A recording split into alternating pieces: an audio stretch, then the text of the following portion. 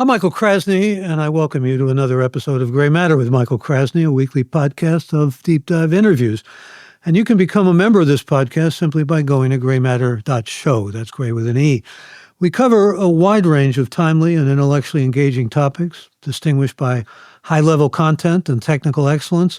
And in this episode, we bring you British-American writer, scholar, and lecturer Richard Reeves, who is the president of the American Institute for Boys and Men, which he founded about a year ago. He was also a fellow for the Brookings Institution for a decade. He's a graduate, University of Warwick, a resident of the state of Tennessee, and has a number of books out, including Of Boys and Men, Dream Harder, Yes, Boys Can. And welcome, Richard Reeves, to Gray Matter with Michael Krasny. Thank you, Michael. Looking forward to this. Good to have you with us. And I thought I'd begin by talking about education with you. I want to cover a wide range of things, but you kind of laid out for us in a number of talks you've given and in a lot of your writing how girls have advanced way beyond boys in terms of secondary education and colleges, higher graduation rates, better academic records. And you've said you don't want this to be a zero-sum game, which I can appreciate. And you've also said it doesn't mean affirmative action for boys. So let me get right to it here. In terms of policy, what does it mean? What it means is ensuring that the education system is as boy-friendly as it is girl-friendly. In other words, that we have an education system that doesn't either advertently or inadvertently discriminate against one sex or the other. And the way I see the development of this is that we previously were putting artificial barriers in front of girls, in front of women. And so even when they were doing better in high school, that didn't mean they went on to college because we had very sexist views and barriers for girls. And so in that sense, it was very obviously male-friendly, geared to men. But now the education system, certainly the K-12 education system in the US, is somewhat more female-friendly than male-friendly. So it suits the development of girls a bit better, the learning styles of girls a bit better, and has something more of just a female-oriented culture. And to be more specific about that, high school in particular, we see a huge gap in GPA. So if you just take great GPA and you rank it from the bottom to the top 10% of students ranked by GPA is 2/3 female. There are twice as many girls as boys in that top 10%.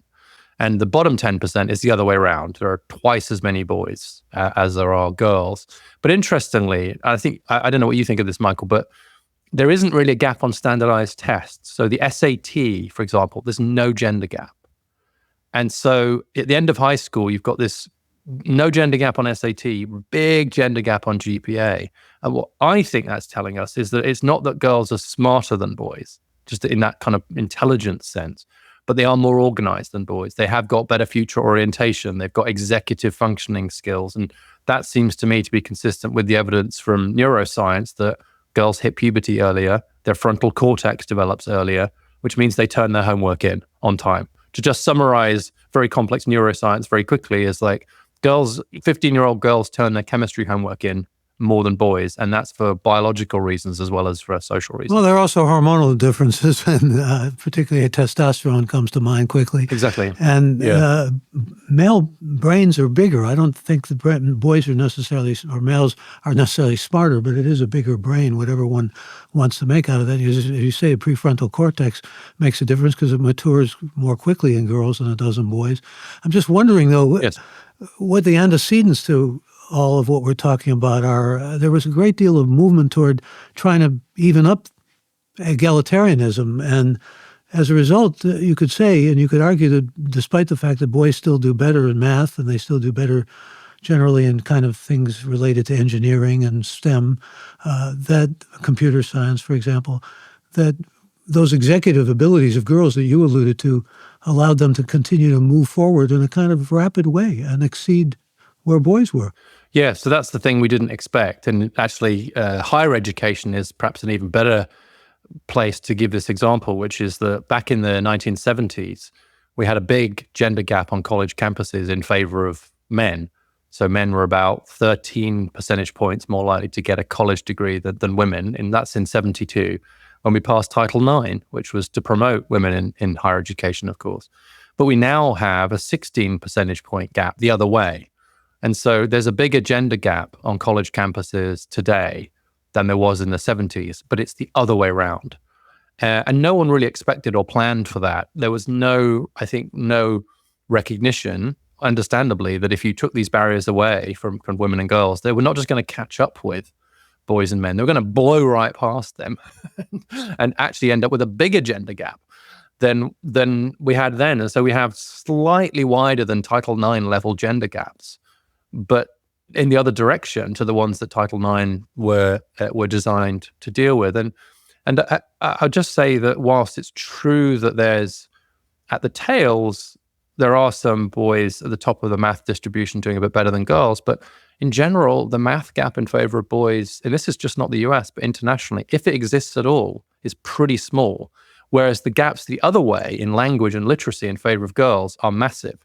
And so overall, it's very hard to find many gender gaps now in education that favor boys or men in any advanced economies. And so that's it. And the fact that it's international actually suggests to me that this is not something peculiar about the US, that there's actually something structural going on here in our education systems, which I think is partly about this brain development issue. But I also think the decline in the share of male teachers is a factor. Tim Walsh is currently, as we speak, heading for the first election as either vice president or president as a former public school teacher, career public school teacher. But when he was a teacher in the 80s, 33% of teachers were men. Now it's 23% and falling. And it's fallen most in high and middle schools. And so basically emptying out the men from the teaching profession. And there's some pretty good evidence that that's not great for anyone, but it seems to be particularly not great for boys in the education system if you just see fewer and fewer male teachers with every passing year. So there's a number of ways in which, again, it's not a plot, it's not a conspiracy, it's just the way that the education system is developed has been in a somewhat more female-friendly direction. And it's fair enough, I think, to try and level the playing field. And this is global. I mean, as you point out in your writing, people always look at Finland as being innovative in education, and they have the same kinds of problems in Finland. And we can talk about what other countries are doing, like Scotland, making some advances and so forth. But I mean, you talk about the crisis that boys are facing, and you talk about the lack of male teachers or the dominant number of female teachers. There's also really a part of this whole phenomenon has to do with the fact that so many single parents are women and so many mothers are, I mean, boys, you got 3 sons. There's an argument boys need male models, they need mentors and so forth. If the fathers aren't there in the family, this becomes also a serious part of the problem, doesn't it? Well, it can become a serious part of the problem. I think Well, it isn't always. I don't mean to suggest that, but, no, but by any means, but yeah. Yeah, the way I think about this is that, well, the first thing to say is that I agree with you, like, dads matter, like, period. They may matter a little bit more for boys than for girls in various ways, but they're bad for both. I mean, sorry, the lack of a dad, let me say that again, like the absence of a father is not good for girls, or for boys. In fact, there was one study that I was pretty persuaded by, which found that the mental health of women in their 30s can be pretty well predicted by the quality of their relationship with their father when they were 16, which kind of makes sense to me. I think, like, if you think you're a young woman, do you have sons or daughters or neither? Daughters, only daughters. How old are yours? Well, they're adults. Right, same. Mine are all adults now too. But I think so I don't know if this sounds right to you, but because I don't have daughters, but it feels intuitive to me that if you're a young woman, 16, you're figuring out how to be in the world, maybe starting to date, trying to figure out what kind of, if you're straight, what kind of men you want to be with, et cetera, and you've got a really good relationship with your dad. You can confide in him. He's there for you. He's got your back. That seems to me that would set you up better in life. Does that comport with your experience? Pretty much, yeah. Been close to my daughters, and they tell me that that's made a great difference in the way they view life and relationships. And I think it has. It's been integral. And it's kind of role model. So the idea of the male role model, we very often think of that in terms of boys, but it also hugely matters for girls. And so it even if it matters a bit more for boys. Well, look, if you have a loving and committed parent, you kind of have won the lottery. I think if you have 2, you've won maybe 2 lotteries. Right, that's a great way to put it. Yeah, and to some extent, that is what matters. And most of what mums and dads do is complementary, it's interchangeable. And so, but it does look, particularly in adolescence, as if, like, dads can play a really important role in their kids' development. And also being a dad is very important for a lot of men too. And so I think it's unfortunate that as fewer fewer boys and girls have had strong male role models in their homes as a result of changes in family life. We've also seen fewer and fewer male role models in the schools. Right? If there was ever a time to be increasing the share of male teachers, it would surely be when there are fewer fathers in the home. But we actually managed to do both at the same time, which means that a lot of kids can get to middle school without really necessarily having had a strong male role model in their lives. The only other thing I'd say on family, though, is that we really have to update our view of fatherhood so that even if the parents aren't living together, even if they've divorced or separated, that the father remains in a strong relationship with the kids. So that's, I think, part of the problem here is that we have an old model of the family, which is still great for many, if not most people for whom it works, marriage between the two biological parents. But that is very much not the norm now. Only a minority of kids will grow up with both biological parents. And so what I'm worried about is that when marriages end or relationships end, too often it's the relationship between the father and the kids that suffers. And we really have to try and do everything we can to keep dads in their kids' lives, even if they're not still living with or in a relationship with the mum. Yeah, the nuclear family has kind of been nuked in some ways. I mean, it's not in the majority, as you say, anymore. It's a decided minority. There is a sense of so many young boys, though, living at home, whether they're just with a single mother or with both parents. Those numbers have, I know, gone up too. And the likelihood of finding meaningful work now has diminished. I mean, you've pointed this out in your work, automation, free trade. A lot of factors have certainly played into that. But there's also been a kind of a change in the work ethic, hasn't there? There's been sort of a diminution of the work ethic, at least maybe also globally, but certainly here in the States. Yeah, so there's two things going on. One is, you're right, that just the number of jobs that are available, especially to working class men or those without high levels of education, they've just declined, right? So the sorts of jobs which you relied on physical strength more than brawn, not brains, to use the cliche, that clearly there are fewer of those jobs around. And there will be fewer with AI, as we have said many times in this. Well, that's probably right. But also, I mean, actually, I think AI is interesting because I think my sense is that AI will probably, at least in the first round, be more destructive of female-skewed jobs. Yeah. I think the last round of automation hit men. I think long run, who knows? And anyone who pretends to know, I think, is a braver person than I am. But actually, a lot of those kind of more white-collar jobs that skew a bit more female, I think will be more affected. But you asked the question about work ethic. So there are a few of those jobs, but I think it's also clear that there is a motivational problem here as well, if we can put it that way. And the way I think about that is that it's become a little bit less clear to men why we need them to go to work and get educated to get a better job and take the promotion to get better pay, etc., in a way that just wasn't true for previous generations. I mean, my father is in his early 80s now.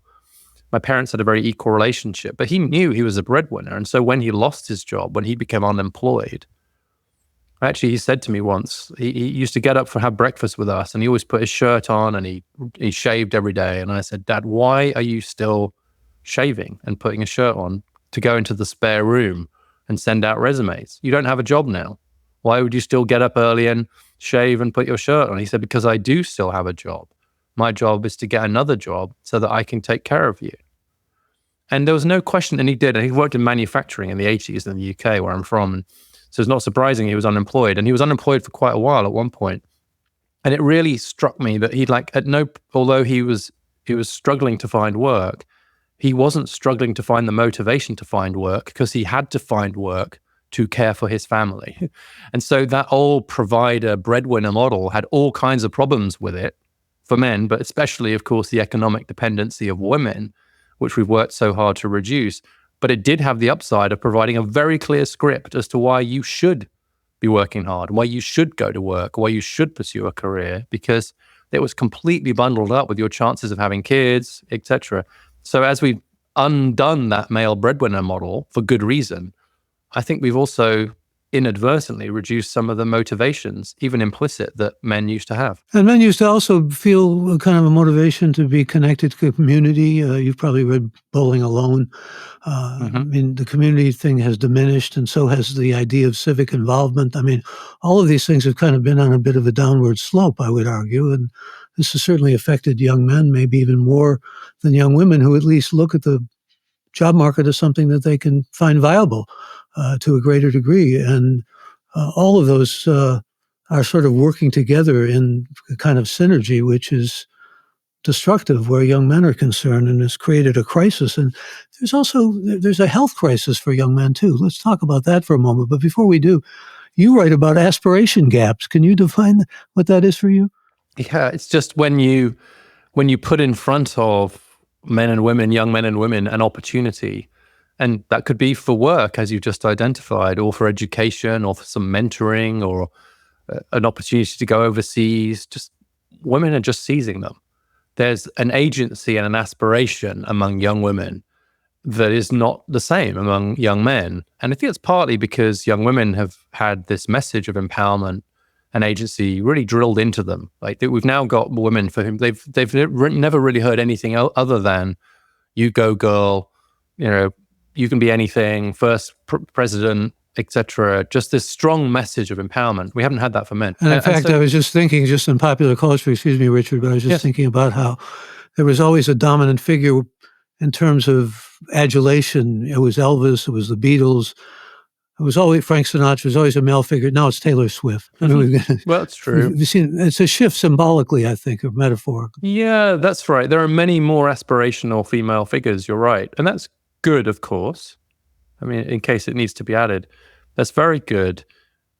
And I guess what I'm just backing away from, if you look at things like we talked about these numbers in K-12 and college graduation rates, but in some ways for me, I was more blown away by the fact that women are twice as likely to study abroad as men. There are twice as many women in AmeriCorps as men, twice as many women in the Peace Corps as men, twice as many women in student government as men. And so even when women are much more likely to be volunteering, to be doing community service, etc. And so women have basically expanded their roles into all these different areas and seem to be hungry for upward mobility and opportunity. And that's just not true of men. If anything, what we see among young men is more of a retreat. And so it seems like these opportunities, even when you put them out in front of people, they're more likely to be seized by women. One of the studies that I write about, which really, again, blew me away, was the analysis of free college in Kalamazoo. So Kalamazoo has this thing called the Kalamazoo Promise, where it's full tuition for anybody from Kalamazoo going to any college in the state, right? It's one of the most generous college scholarship programs in the US, and it's been very well evaluated. And what the evaluators found was it increased female college graduation rates by about 50%, like a massive effect. And it didn't increase male college graduation rates at all.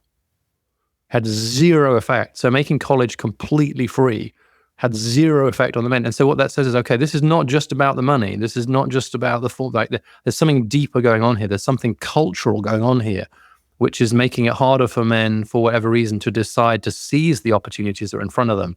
And so I do think that's what I mean by the aspiration gap, which is I see something of a diminishing of the agency and aspiration of young men, more of a retreat, even as we see an increase in the aspiration and agency of young women. And we really should be able to do both. Indeed.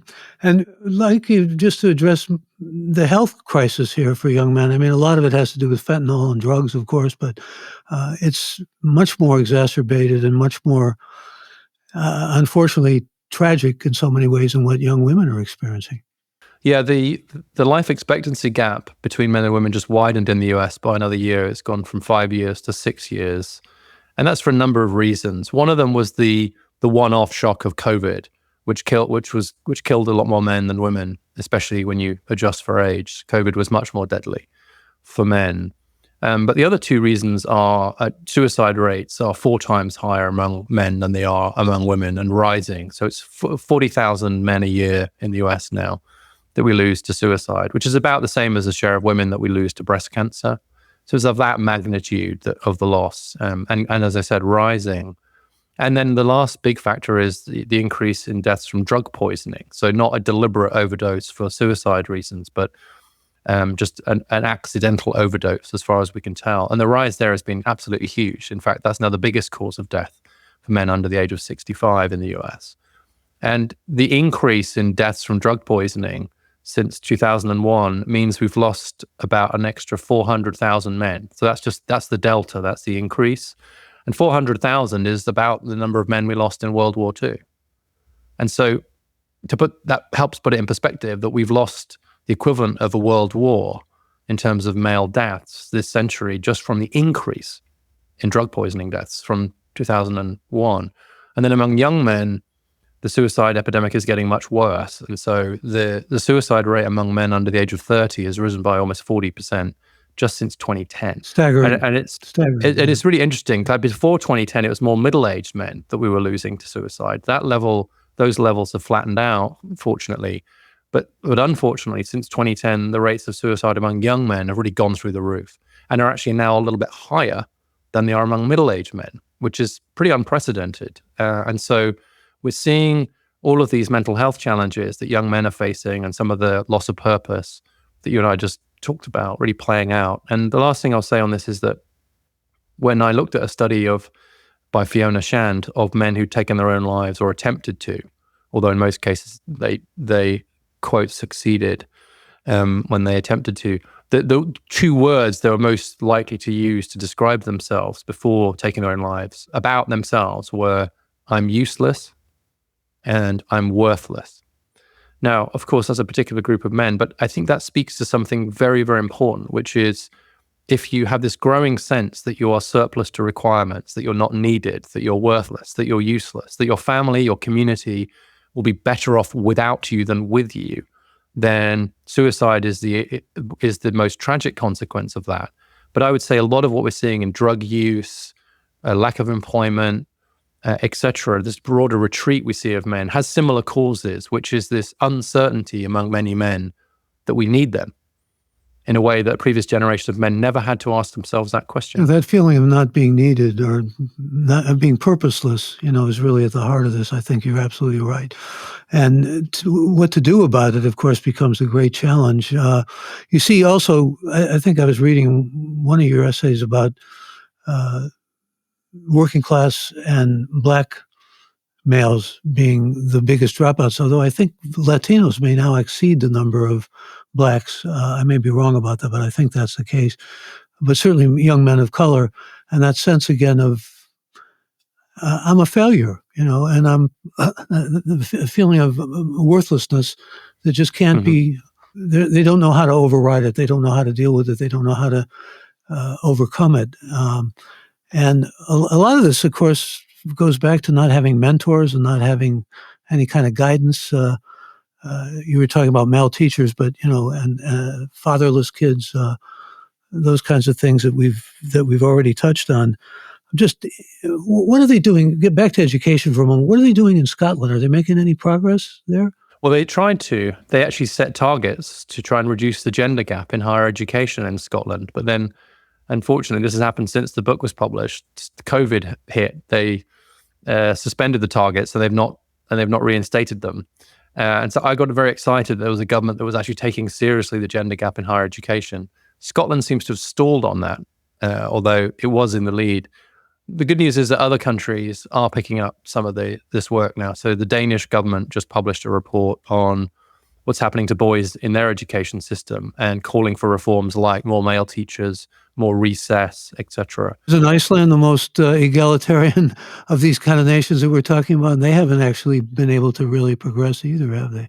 I haven't seen much in Iceland. That's true. Norway's had a big commission on this. The British House of Parliament is doing an inquiry into boys' education, and the new Labour government has promised to create a men's health strategy in the UK. And so there is some energy around this in different parts of the country. And I will say also, just in the US, the governor of Utah has created a task force on boys and men, and Washington State is considering legislation to create a commission on boys and men to accompany the existing one on women and girls. And so I would say that this is a broader point, but the ice is cracking a little bit around this issue. It does seem to be that there's more willingness to have this conversation and to get the data and to think about policy than there perhaps was a few years ago when people were pretty terrified to talk about this. And when my colleagues at Brookings were lining up outside my door to warn me against even writing a book about it, let alone creating a think tank on it and going on podcasts like this one, Michael, to talk about it. They said, this will be the death of your career. Well, that's not true. And I think the reason it's not true is because it's true that boys and men are struggling and that people are hungry to have a a fact-based dialogue about it, and then maybe talk about some solutions. Well, you've hit a nerve. And I mentioned to you Bill Pollack of Harvard and others have looked across this terrain and seen just how important it is and tried to bring it into focus. And I commend the work that people like you are doing. You go back to Margaret Mead, too, who said, we have to teach boys how to be nurturing. We have to teach them how to be loving. That's a part of the whole picture, too. So education is central to this, but I'm also wondering if we can approach this from another level, which is often brought up, and it's something I know that you object to, maybe something in the lexicon that rubs you the wrong way, but we hear so much about it. It's ubiquitous.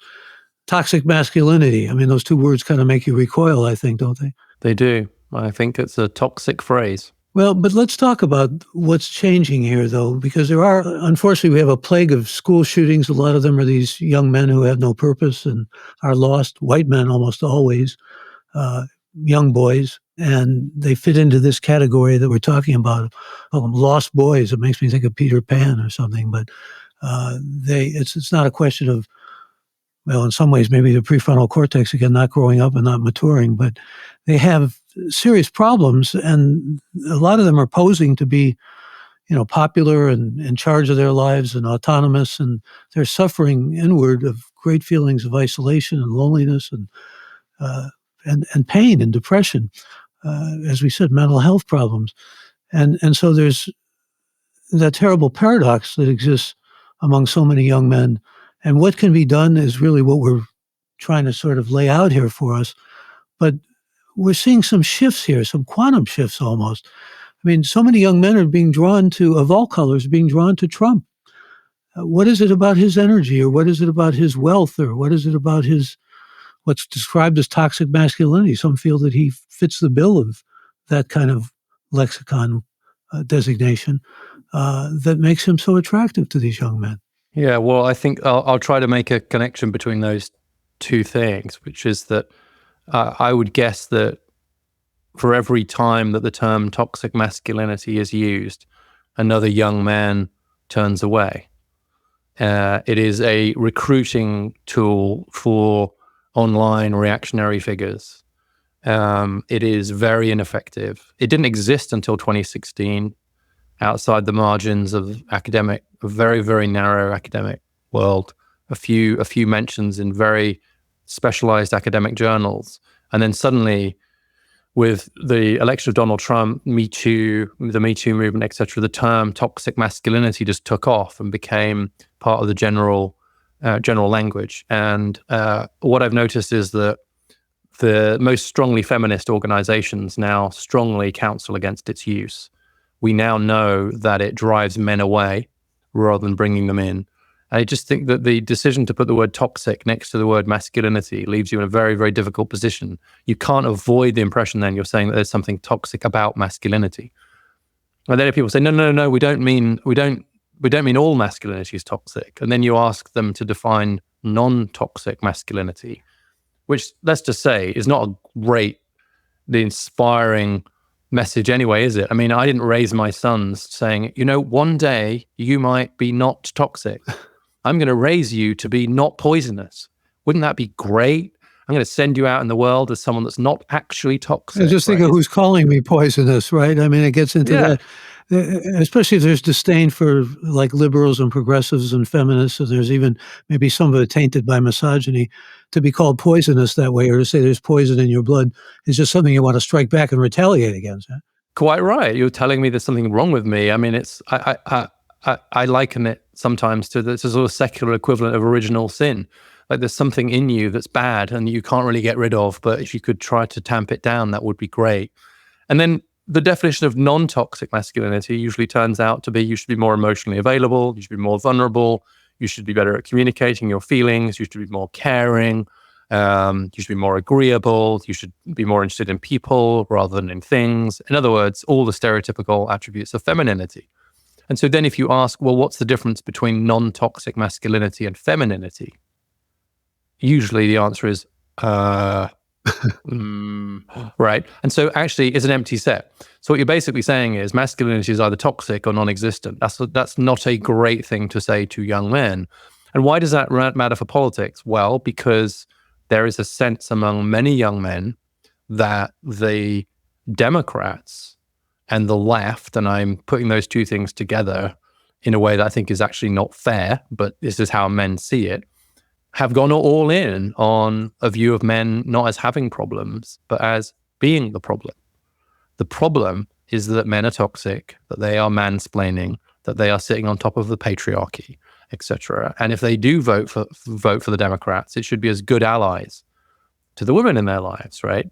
That's a horrible pitch. And I don't actually sense much enthusiasm per se for the persona of Trump.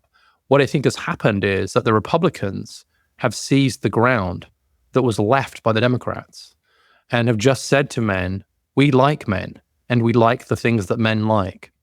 That's all they've said. There's no substance there. There's no particular policy pitch. They've just put out a welcome mat for men.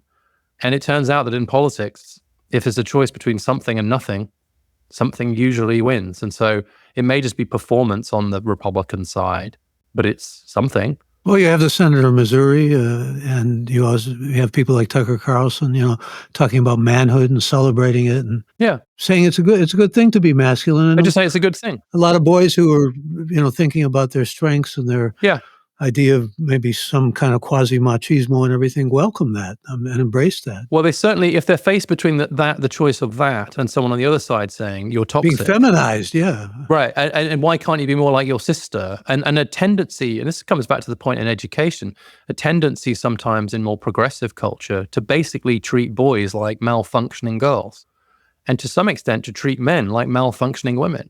And that is no better than the other way around. And so I think what's happened is that turn towards terms like toxic masculinity and the pathologization, combined with what I think is an even bigger problem, which is something of a blind spot about the problems of boys and men. Like I mentioned the suicide gap earlier.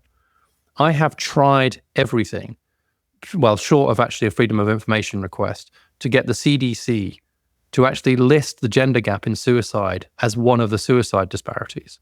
They don't list it. It's the biggest one, but they don't list it. They list but rural, urban, LGBTQ, veterans, etc. Race, they mention indigenous populations. All true and all important. But the biggest gap of all in suicide rates is between men and women and boys and girls. And the CDC doesn't list that as one of the gaps.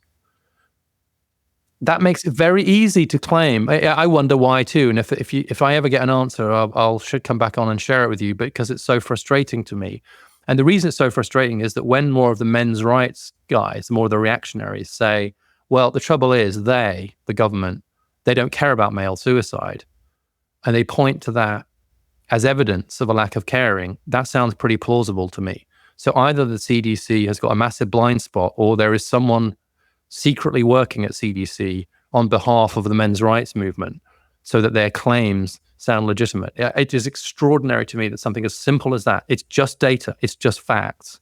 You can't even do that. And then you wonder why men might not think that you're interested in their issues when you won't even mention this issue. Well, I've always been in favor of Ashley Montague's idea that maybe we can cross-fertilize. We can have the vulnerability and things that are associated with women along with what we think of as maybe more traditional virtuous things in men, especially the kind of virtue that we associate with all of the extraordinary things that men are dedicated to. In fact, I want to go to some questions here.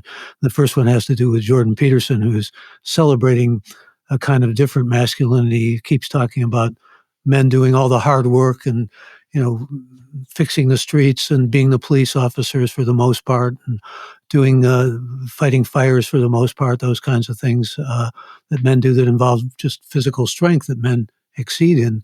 But before we get to some of these questions from listeners, I want to ask you what your thoughts are about, since we're talking about politics, about Doug Emhoff, the second gentleman now, maybe to become the first gentleman, the husband of Kamala Harris, a Democrat candidate for president.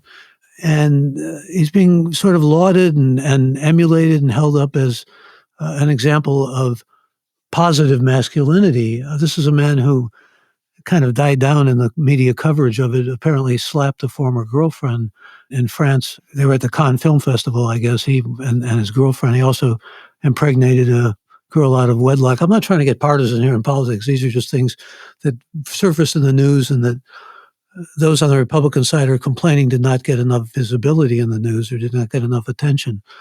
But just that idea of holding up someone like him, or Tim Walz for that matter, who seems to be, a nice football coach and many people like, and good Midwesterner and so forth. Positive examples in public life. Who are they? I mean, and who should they be for young men? Yeah, well, I think that the debate I would love to have had is between competing visions of what modern masculinity should look like. And so we've had a lot of discussion of that, I think, from the Republicans, and so more around the traditional role of masculinity. So in some ways, recovering in a I think laudably conservative way, like these ideas of provider, protector, etc.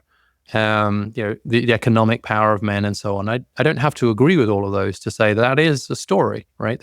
And that's actually to actually just evacuate entirely the idea of masculinity as a good thing has led them to argue for quite a traditional masculinity. And on the other side, it would have been really good to have had a Tim Walz leading a really vigorous debate about service-oriented masculinity, about the role of the coach, right? And so, Donald Trump and J.D. Vance have gone to UFC fights, and Dana White, the head of UFC, introduced Trump. We had Hulk Hogan tearing his shirt off at the RNC, right? And so there's a bit of a the fighter, the warrior on model of masculinity on the right, but there's also a very different model of masculinity, which is more about the provider, the service, the giver, right? And Walz, as a coach and a teacher, was the perfect person to lead that. He could also have said, that's why I want more male teachers. That's why we have to pay more attention to male suicide.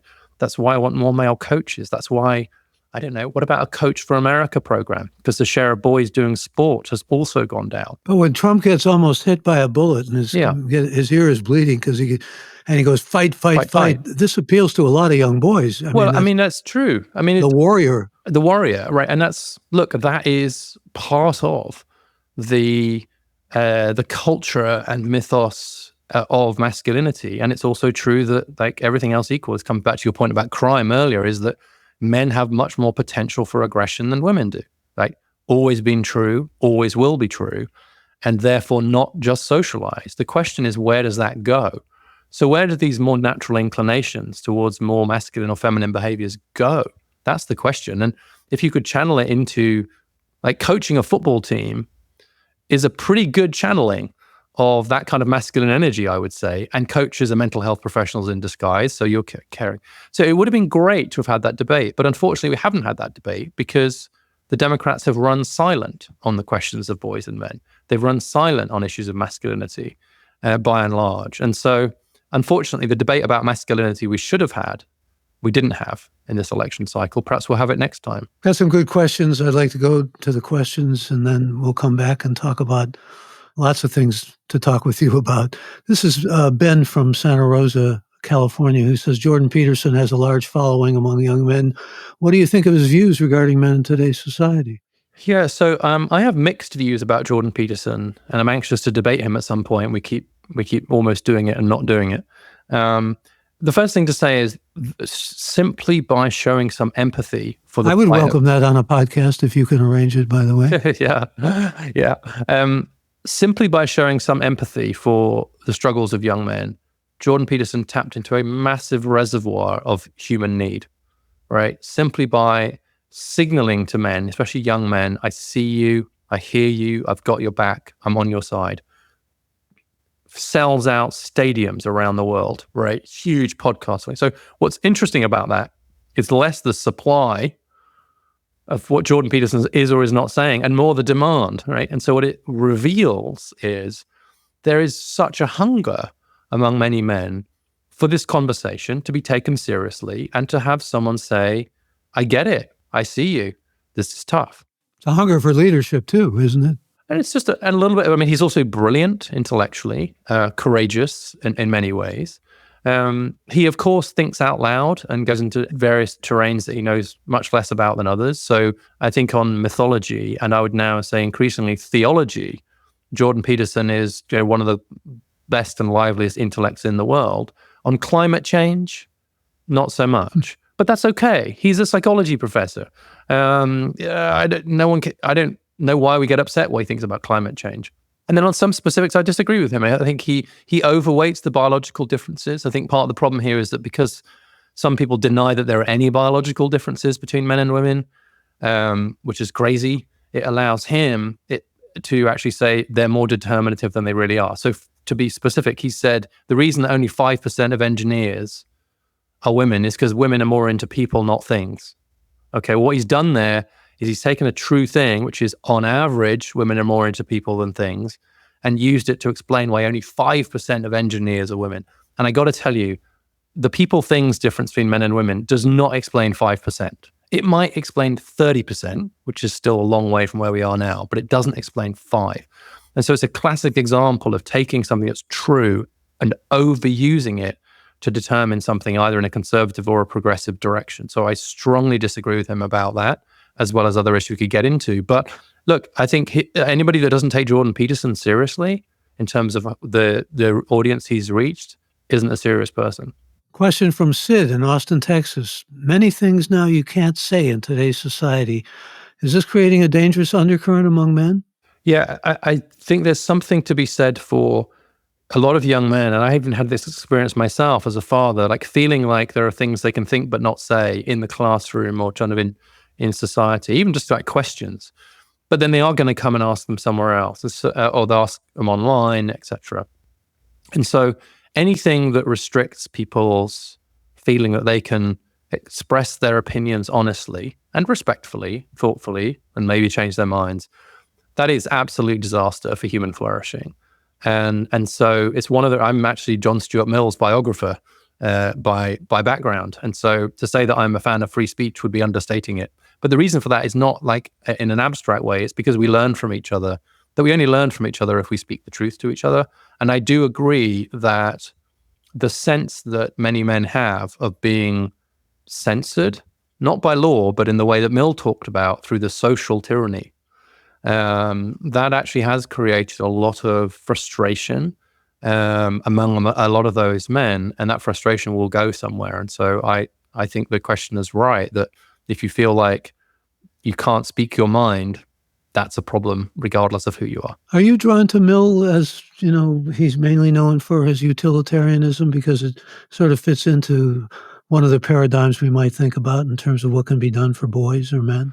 No, Make everything utilitarian? It's more actually the way that Mill departed from a narrow definition of utilitarianism to a broader form of liberalism. In the end, he had a kind of mental breakdown. And because he just realized that just thinking about greatest happiness to the greatest number wasn't good enough, and he needed individual flourishing. And so Mill then became obsessed with anything that was a barrier to people being able to advance. And so that spirit has really informed me. But the other thing that's really informed me is this idea of the collision of ideas and the collation of ideas. And Mill had this line where, I think this is relevant for anybody engaging with, say, Jordan Peterson, or in a debate like this, is he said, if someone disagrees with you, it's most likely that they're trying to get to the top of the same mountain. They're just taking a different route, taking a different path.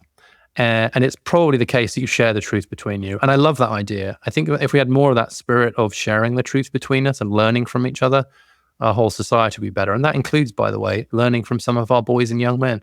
Another question from Peter in Reno, Nevada. Thank you for the question, Peter. He wants to know, is social media making it hard to grow up and learn? I did and said many things in my teens that I'm glad aren't online. And, there are a couple of thoughts within those two sentences of Peter's, but certainly social media is affecting young people in ways that we couldn't predict.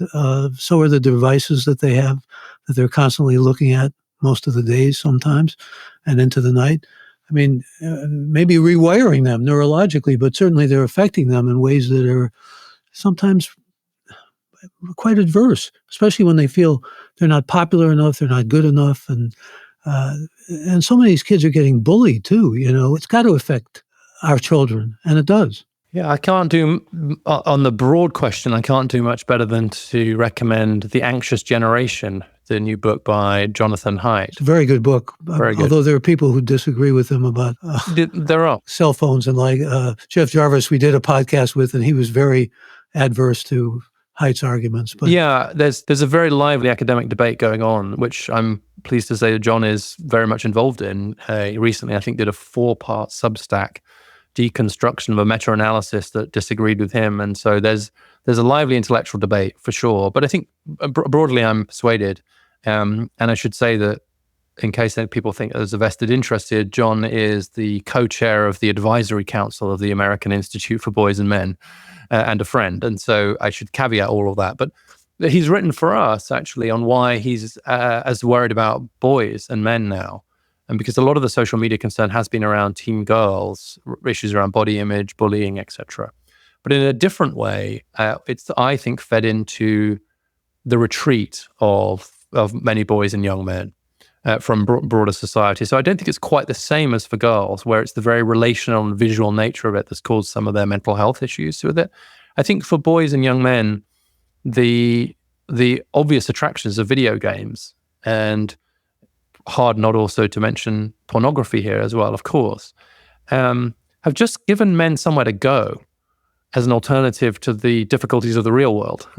And I think that's one reason why rates of loneliness are so much higher among young men. I mean, men under 30, 15% of them say they don't have a close friend.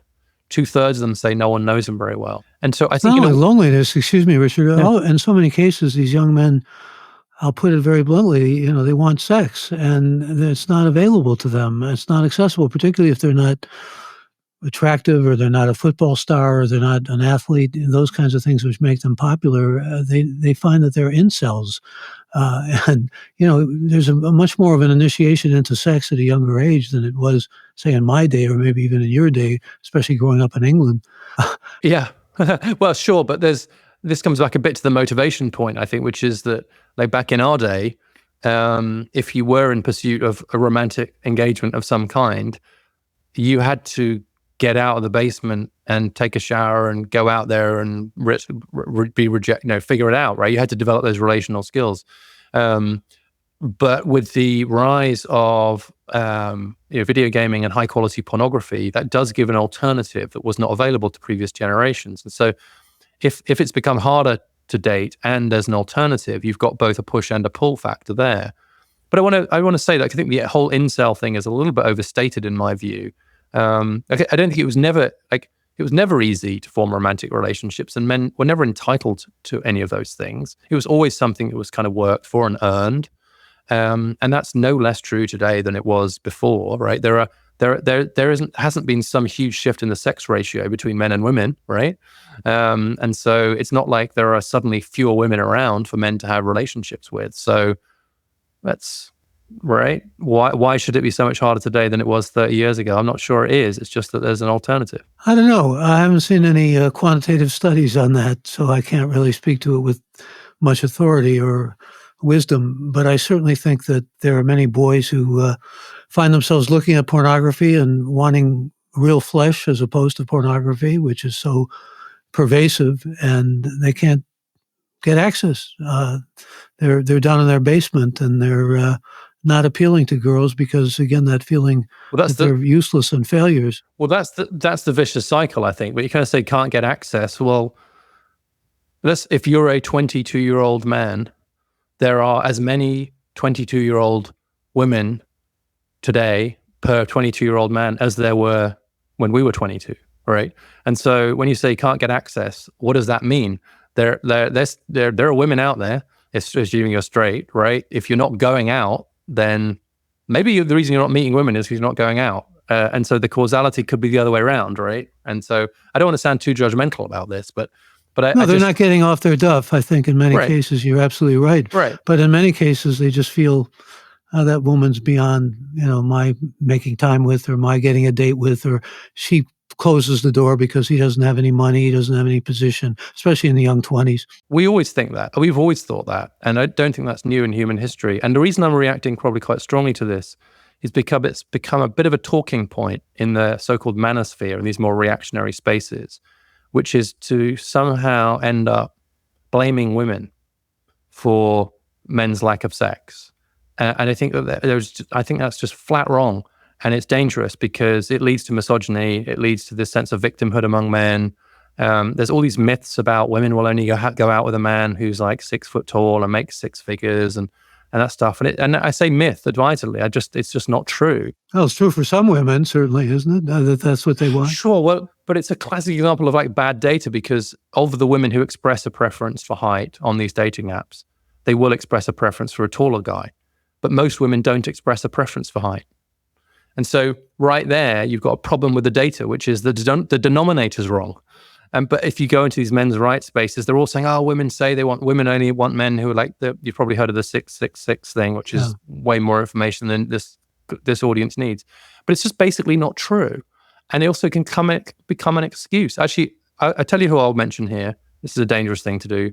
Andrew Tate, probably the most well-known figure in huge following of men. Huge following, misogynist. He was asked a question in one of his video things. This guy said, "Well, I'm short. I'm 5'8".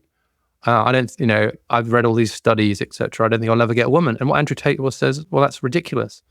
Sure, you might be at a slight disadvantage in terms of height, but get yourself in shape, get yourself a job, get some interests, be a solid all-round guy, and you'll be fine." He said, "Don't use your height as an excuse to blame women for the fact that you can't have sex." Well-spoken, Andrew, and that's from Andrew Tate. Yeah, there is a misogynist, I would agree with you, side of this. Right. Not a well-known feminist. Yeah. Misogyny has all this dualism that's implicit in it in so many cases. I mean, you can find, that's a good example of it, blaming women, making women culpable for men being celibate or not getting sex is a form of misogyny, I'm sure. And there are many forms that don't seem to be all that apparent or conspicuous to us, but nevertheless are there when you begin to dig, as you've done so well. I'm just wondering, though, about the fact, I bring this up in the way I do, in the way I'm framing it, because that's how men are often looking at it. Women are denying me. Women are not attracted to me because I'm a failure, because I have no purpose in life, because I'm not strong, because I'm not good looking, because I'm not 6 feet tall, and so forth. That's the misogyny that's puts the blame on women, make them culpable. And there's something in the culture that allows for that, and it permits that, and it makes that part of the whole integral process. Well, it does become a self-fulfilling prophecy at that point as well. Exactly.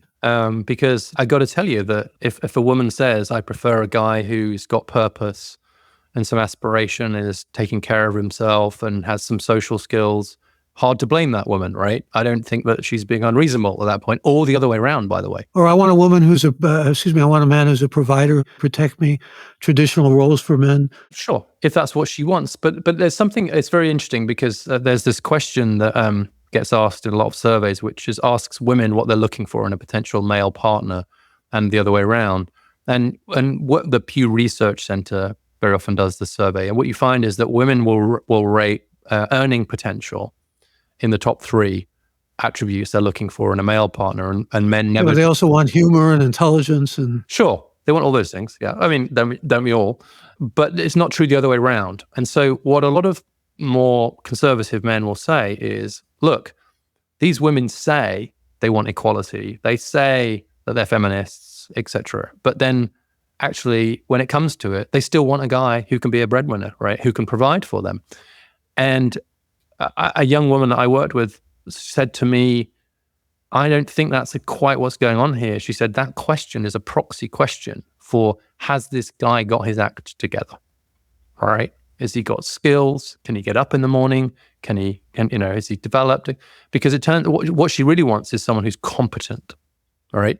As a parent, as a partner, as a person to deal with the retirement accounts, to deal with the plumber, to maybe look after the kids for a while, to maybe go to work and make some money or whatever. But she just wants someone who has his shit together. Reliable. And guess and what? Responsible. And guess what? The labor market is an incredibly good signal of that. It's very hard to have good earning potential if you don't have those other skills. And so what that's really getting at, she claims, and I believe this too, is I don't think the women are necessarily saying, "I need a guy that's just going to look after me because it's a high earner." What they're saying is, "I need a guy who can go shoulder to shoulder with me, who's competent and with me, and will be a good partner to me." Aren't we, though, at about a 30% level now of women being the prime earners? 40% of households. Is it that high? There's quite a lot of single parents in there. But even in couples, you're right, even in couples, it's about 30% of women are the breadwinners. Yeah. Another question from Vic in State College, Pennsylvania. For 100,000 years, men hunted while women kept the tribe running. How does this affect the approach to life today? And are we expecting too much from each gender? One of the great things about progress has been to free us perhaps from some of those constraints about what our roles were going to be. But I would say that tens of thousands of years of ancestral conditioning don't disappear in a generation or two. And so I think if we're trying to understand male and female psychology, for example, to understand how we've operated ancestrally is useful, without then saying, and that's why this is the way things were supposed to be, because men always went out to get the meat and women collected the berries. And so in today's post-industrial economy, what that means is the men go to the office in a shirt and tie to be the marketing director, and the women stay in the suburban house to do the laundry and look after the kids. That's the danger with it. But the promise of it is to say, look, one of the things I'm very interested in is slightly different communication styles between men and women.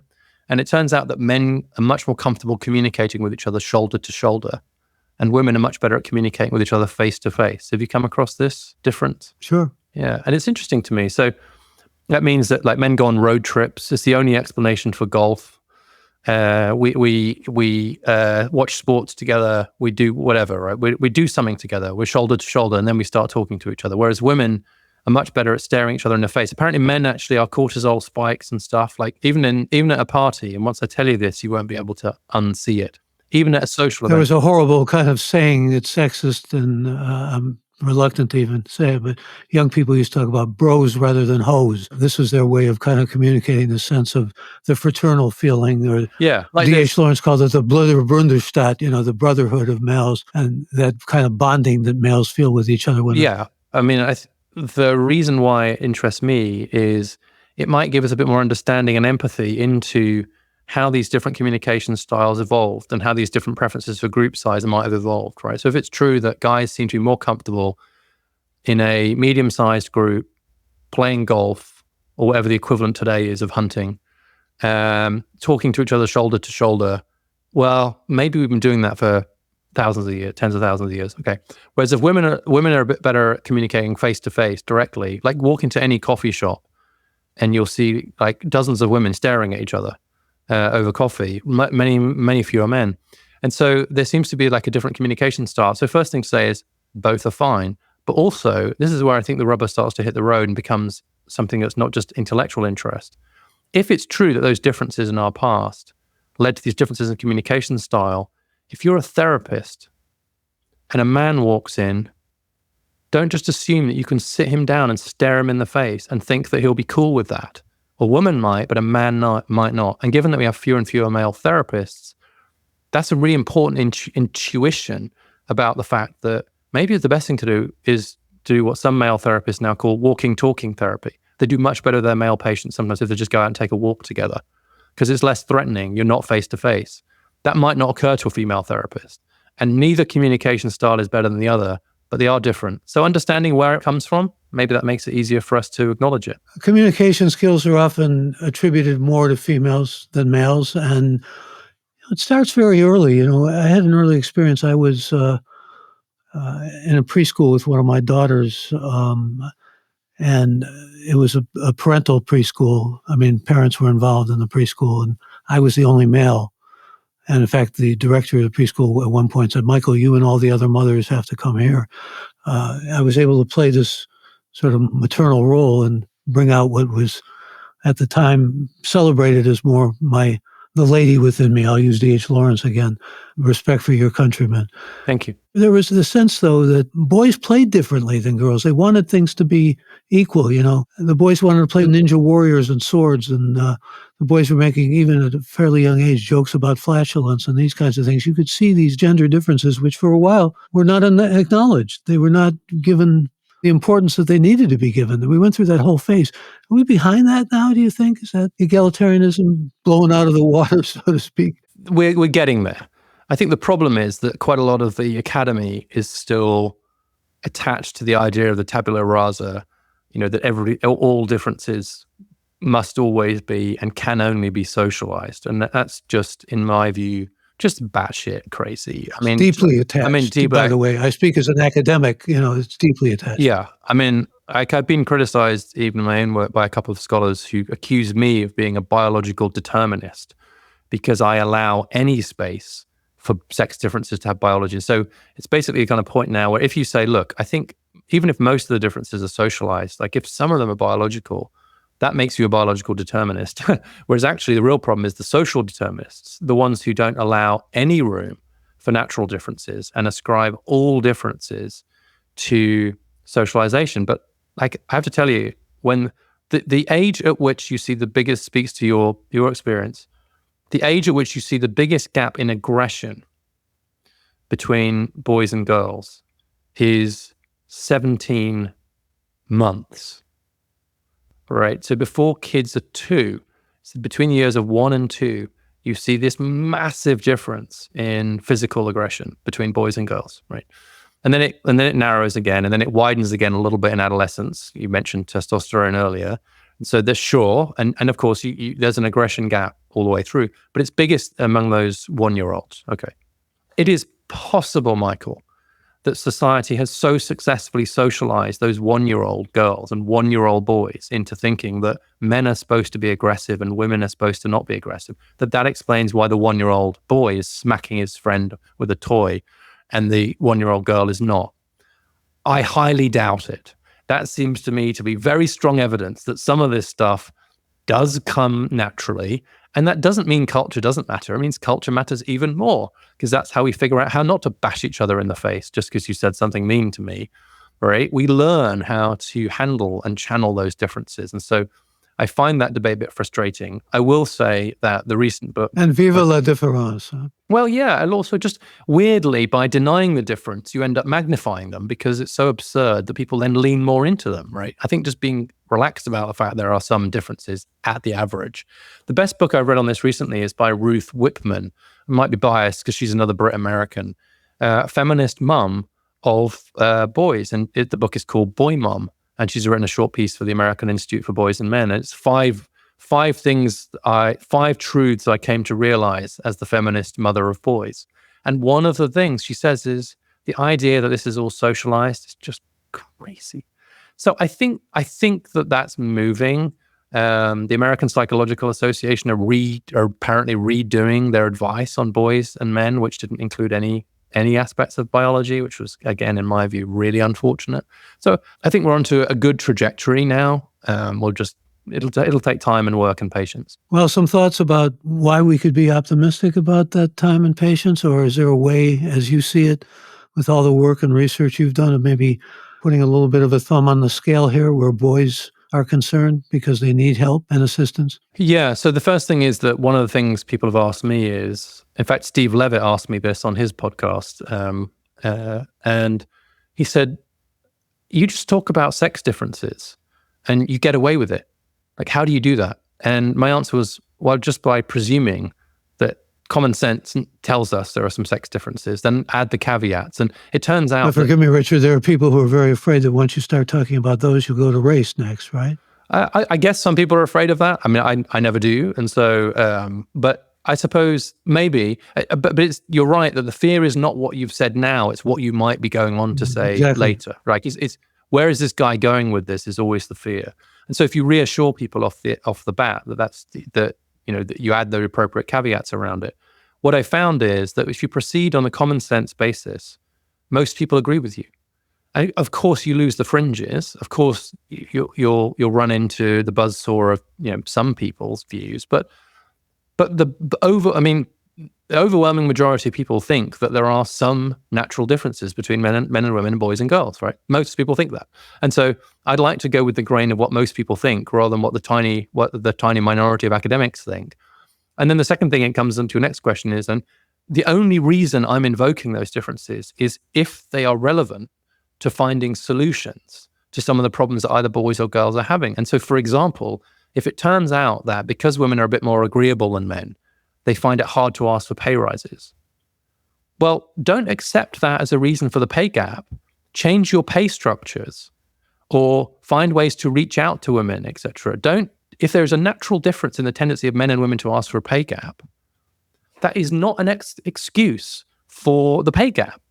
And in just the same way, if boys learn in a more hands-on learning style, right, and they're not doing as well in a school system that doesn't do as much of that, that's not their fault. That's our fault. We should be, if that's true that the average boys learn a bit differently to girls, we should make sure that our education system speaks to their preferred way of learning as well as to girls. And so I'm only interested in those sex differences, not for a dinner table argument, but in case it informs policy and informs solutions. And I believe that it does. You're talking structural and systemic changes, though. You really are. Yes. Big changes. Yeah. Change the education system so that it better suits boys as well as girls. Change the labor market so that it doesn't penalize parents as much, rather than blaming the individual.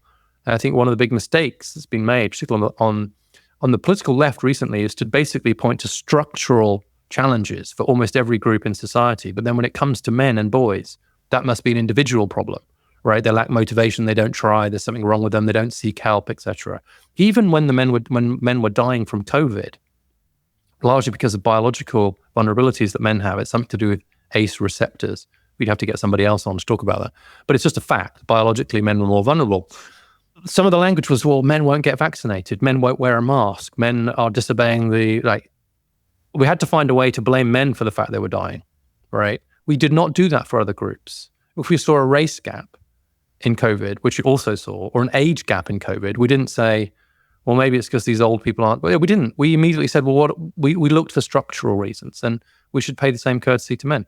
Well, let me first off thank all who joined us for this episode of Gray Matter with Michael Krasny. You can hear it on Apple and Spotify and our website, graymatter.show. And if you haven't yet become a member of the podcast, I invite you again to join by going to the website at graymatter.show, where you can find previous episodes. And I also invite you to mail any reactions or suggestions you might have to me at mkrasny@graymatter.show. I want to thank our great team, Alex, Shannon, Chad, Kevin, Jeff, Colleen, and Tanya. And a special thanks to this week's guest, Richard Reeves. Really enjoyed talking to you. Appreciate your work. Appreciate you. Thank you, Michael. Love that conversation. Thanks for having me on. Delighted. I'm Michael Krasny. Bandwidth for Gray Matter is provided by CashFly at CACHEFLY.com.